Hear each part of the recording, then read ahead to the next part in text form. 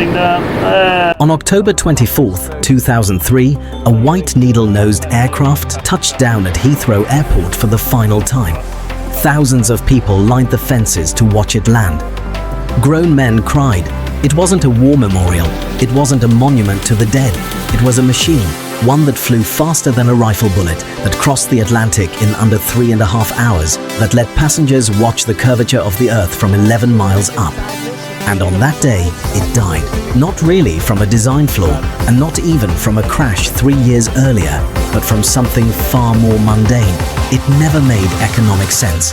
This is the story of the fastest passenger plane ever built, and why being the best was never going to be enough.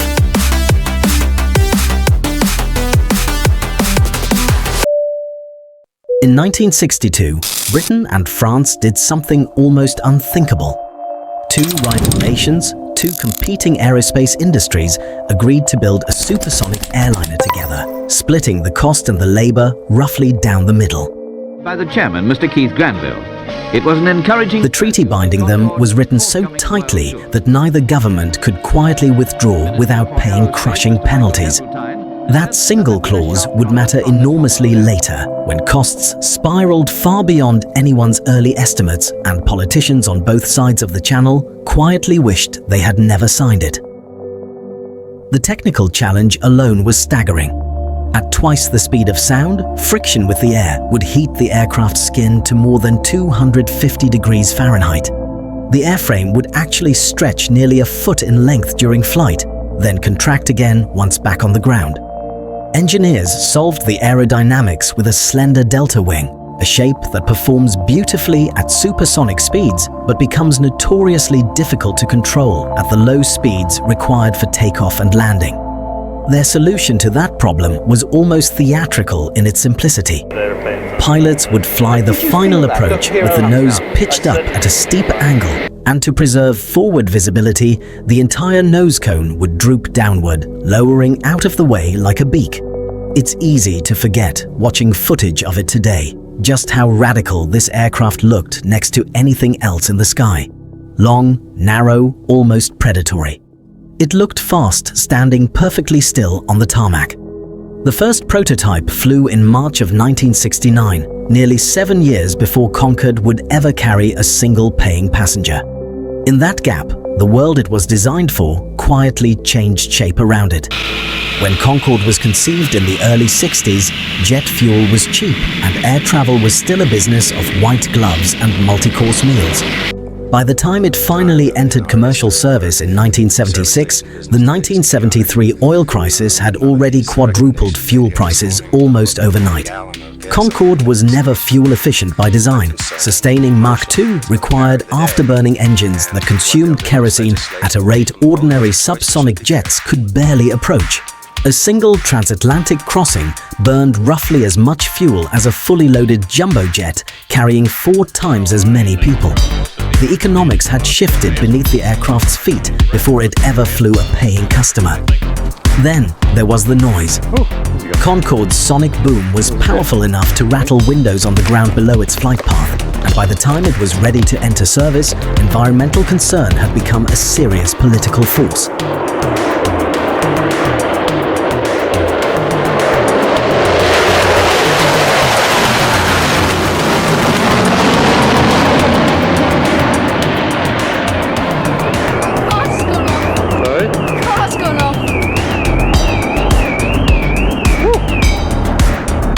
The United States banned civilian supersonic flight over land in 1973.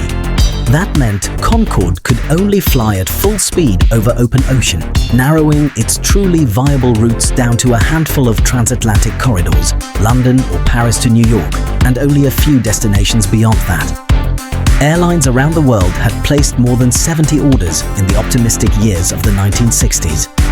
Pan Am, TWA, Qantas, Japan Airlines. All of them eventually walked away.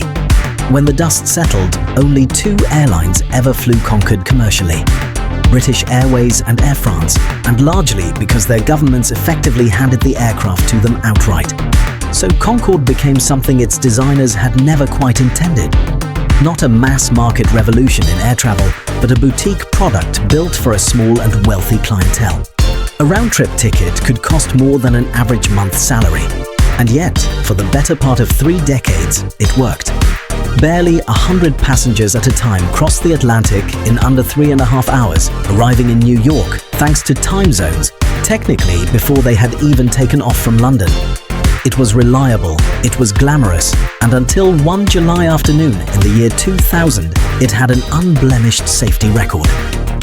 Inside the cabin, Concorde never felt like a typical airliner. The fuselage was narrow, barely wide enough for single seats on either side of the aisle, and headroom was tight by modern standards. But passengers didn't come for space. They came for speed, for the small digital display at the front of the cabin that ticked past Mach 1, then Mach 2, and for the deep curved blue of the upper atmosphere visible through the windows, a view no subsonic airliner could offer. Champagne and caviar became as much a part of the Concorde experience as the flight itself, and the airlines leaned into that image deliberately, selling not just transportation, but a kind of theatre. Air France Flight 4590 was cleared for takeoff from Charles de Gaulle Airport just after 4 in the afternoon. Minutes earlier, a Continental Airlines jet had departed from the very same runway and dropped a thin strip of titanium alloy that had fallen loose from its engine housing. Concorde's tire struck that fragment during its takeoff roll. The tire burst and a large piece of rubber slammed into the underside of the wing with tremendous force, rupturing a fuel tank. Leaking fuel ignited, most likely from an electrical arc or the heat of the engine exhaust behind it.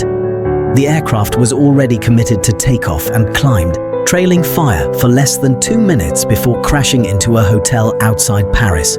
All 109 people aboard were killed, along with 4 more on the ground. It remains the only fatal accident in Concorde's history, and it happened not because of any flaw in its revolutionary design, but because of a single piece of debris left on a runway. Investigators later found that Concorde's fuel tanks, positioned close to the underside of the wing, were unusually vulnerable to exactly this kind of impact. The fleet was grounded for more than a year while engineers fitted reinforced fuel tank liners and burst-resistant tires.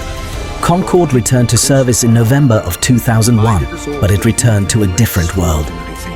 The September 11th attacks had shaken confidence in air travel broadly, and the wealthy business travelers who had always been Concorde's core customers were flying less and flying more cautiously.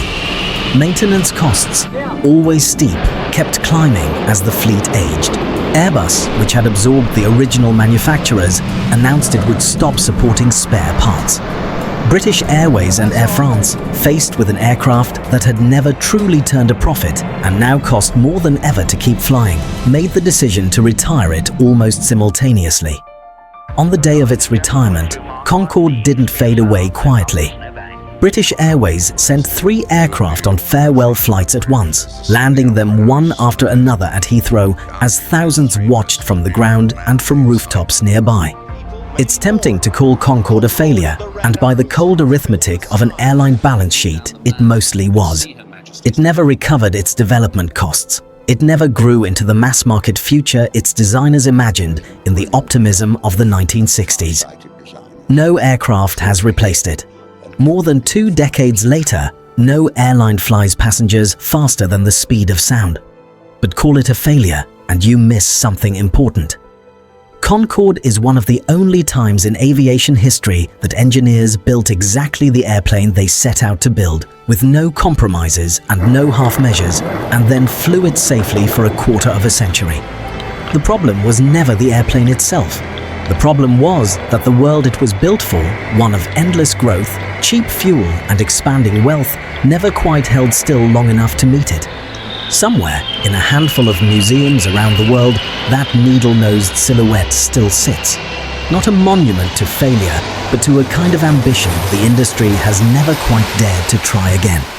Even now, decades on, engineers and travelers alike still talk about Concorde with a kind of reverence usually reserved for spacecraft, not airliners. Newer companies have promised a successor, a quieter, more efficient supersonic jet built for a modern era of tighter margins and stricter environmental rules. None have yet come close to matching what Concorde actually achieved. a working, certified, commercially flown aircraft that spent 27 years crossing the Atlantic faster than sound itself. Whatever comes next will be judged against it, whether its builders intend that comparison or not.